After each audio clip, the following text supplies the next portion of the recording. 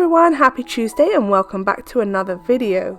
We're here today to make Tulip Fields, a nice spring-like video for this unspring-like Tuesday in southern Maine.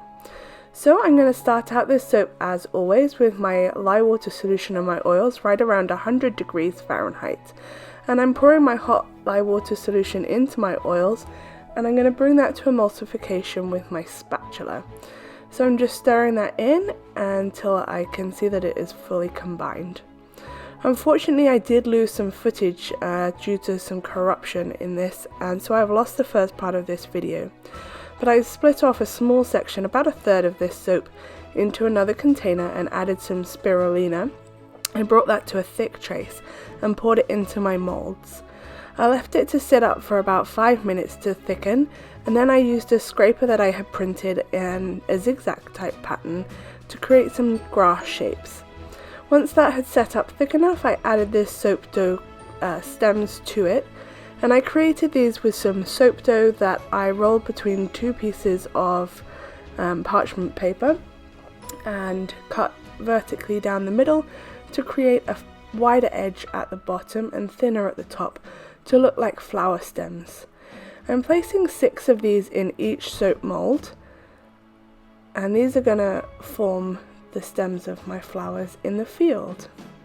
So I'm placing those as evenly as I can into my soap and pushing that all the way down to the bottom. The green soap that I poured into this earlier has set up nicely, so it's supporting that stem and holding it upright.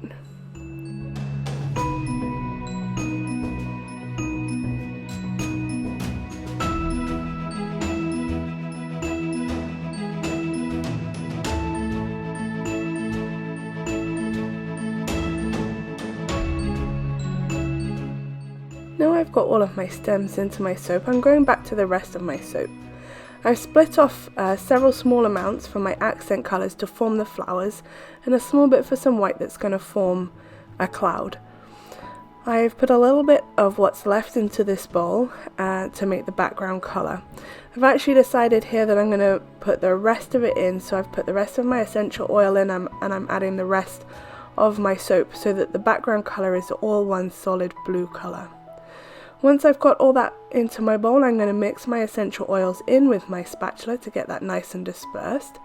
And I am using my spatula as much as I can to keep this at a thin trace to make sure that I can get that soap back in between the stems of the flowers without any air gaps. Once I've got that all mixed in, I'm going to add my colourant to this soap, and I'm using some indigo powder for a nice blue background. And as I said last week with my daisy soap, I do like to make sure I have a rich blue colour, otherwise the indigo powder will just make a grey kind of colour, and I don't want a grey background in this soap. It's a nice springtime field of tulips. So I'm going to mix that indigo in with my spatula to make sure I'm happy with the richness of the colour, and I'm pretty pleased with this one. I love that blue colour, but I do want it to be a little bit lighter for a nice sunny day. So I'm adding some zinc oxide into this soap, and I'm going to disperse that with my stick blender. Although I do want to keep this as thin as possible, zinc oxide really does colour the soap best when it is dispersed with a stick blender.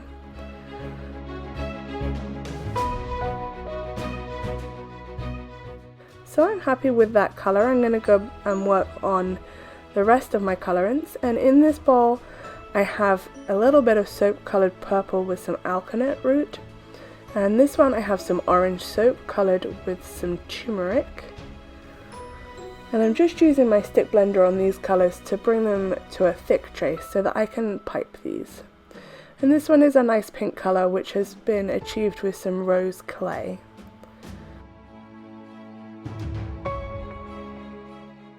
And in my last container I have some white, which I made with some zinc oxide. Did put a little bit too much pink in there, which has given it a little bit of a pink colour, but you won't be able to see that in the final product. Now that I have all of those blended up, I am going to add each of my accent colours into a piping bag so that they're ready when I need them. Now these piping bags don't have any tips on them. I am just going to snip the end off to leave a little hole, which will give me a nice round bead of soap when I use them. And I'm using one of my jugs to hold them upright so that I don't get soap all over my counter. Now it's time to bring those soap molds back in, and I'm just pouring my blue soap into the molds, getting it between all of those flower stems and making sure that it doesn't push any of the stems over. I'm just pouring in enough of the blue soap to cover the top of each of those stems, and I am making sure I get right down into the edges of the soaps because some of these stems are pretty close to the edge. I'm using my spatula again to make sure that the soap is spread out and right down the edges. I don't want to end up with any air gaps in this soap at all.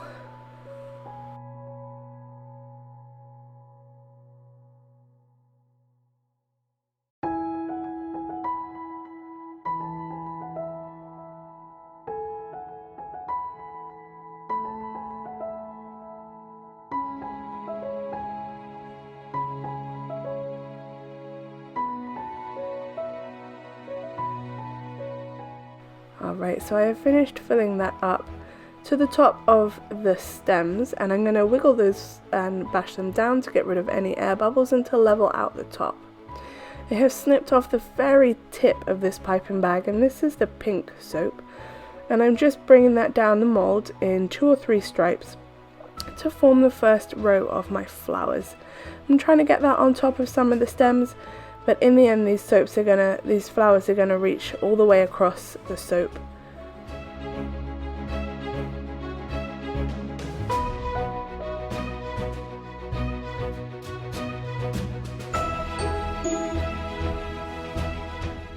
On how much of the tip of the piping bag I snip off will depend on the size of the flowers that I can actually get. So with the next one I might chop off a little bit more. And this is the orange soap with turmeric. I have cut off a little bit more, so I'm getting slightly larger flowers with this one. And I'm just going to continue piping stripes of my soap all the way down and all the way across the loaves. I'm trying not to get the colours right next to each other to give a nice varied look in the flower field.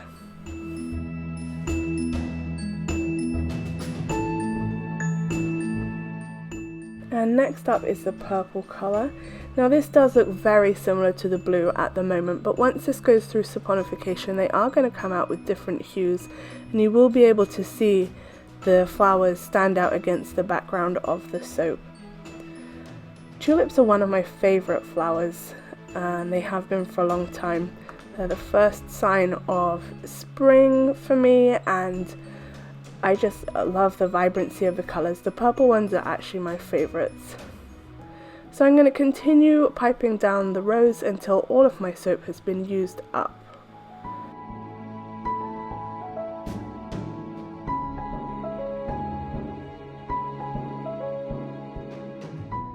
Alright, now that we've used up all of that soap, it's time to add the rest of the blue soap right on top. And I'm doing this with my spatula. I don't have very much room left in my mold, so I want to make sure I get the top completely covered with that blue soap. And I also want to make sure that it doesn't punch through the layer of the flowers that I've just piped. So I'm using my spatula to put the soap on top of the flowers and spread it out as much as I can.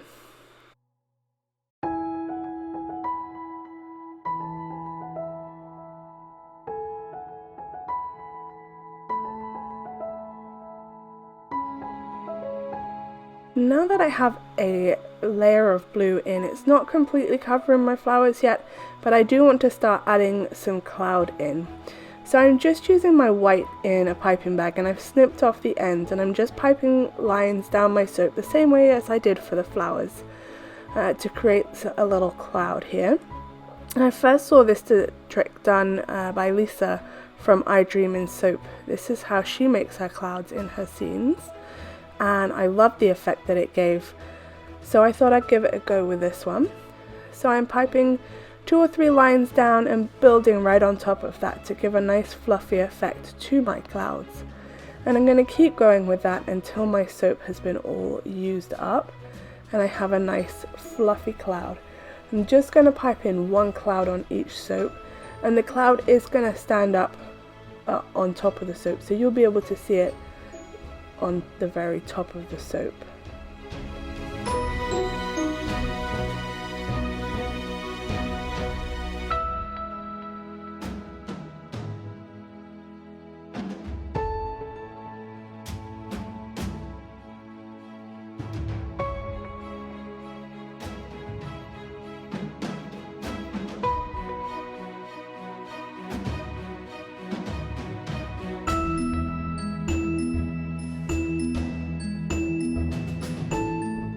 Alright, and I've finished with all of that white soap now, so I'm going to go back to the rest of my blue, and I'm just filling in any of those gaps that I can see where I can still see my tulip flowers. I'm putting on a little bit more of the blue and using my spatula to spread the blue soap out and cover all of the rest of the colour that I can see.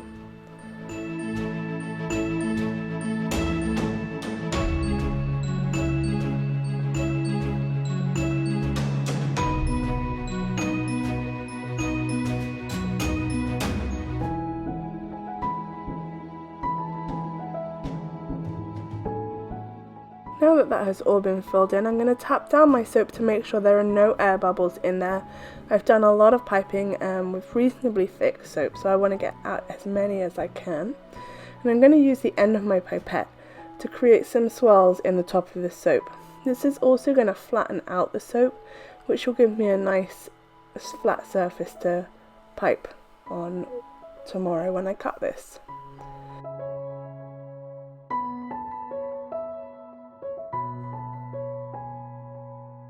Alright folks, it is the next day, which means it's time to cut this loaf of soap. So here I am lining up on my multi-bar cutter, and I do like to line this up so I cut the ends off, which I will use as samples. I like for the design of my soap to be visible all the way through each of my bars, so everyone gets the same experience. And here they are. I'm so thrilled that you can still see the difference in colour between the grass and the stems, and those tulips really line up on top of the stems. They sit right there, and you can see the differentiation in the colours in the tulips. It just looks like you're looking out at a field of tulips, and that little fluffy cloud is so cute. I love the way that Lisa does this, and I'm definitely going to try it again in another bar. And here we go with the second loaf. You can see one of my stems has tipped over a little bit, but I actually really like that. I'm thrilled with the way that this soap turned out, but we are not done yet. We have a little bit more to do to finish off this bar. So it's time to pipe some flowers on the top of this soap, and I'm piping some tulips on here using a curved Wilton piping tip.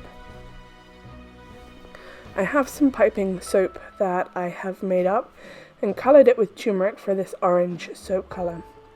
And I'm piping them on in 4 petal shapes to form a circle. Now I have found that I get the best petal shape if I pipe more heavily at the base and lighten it up as I draw up to the tip. And as I'm drawing up to the tip of the petal, I curve the petal in the direction that I want it to go. So I'll curve it for this tulip effect into the middle of the petal.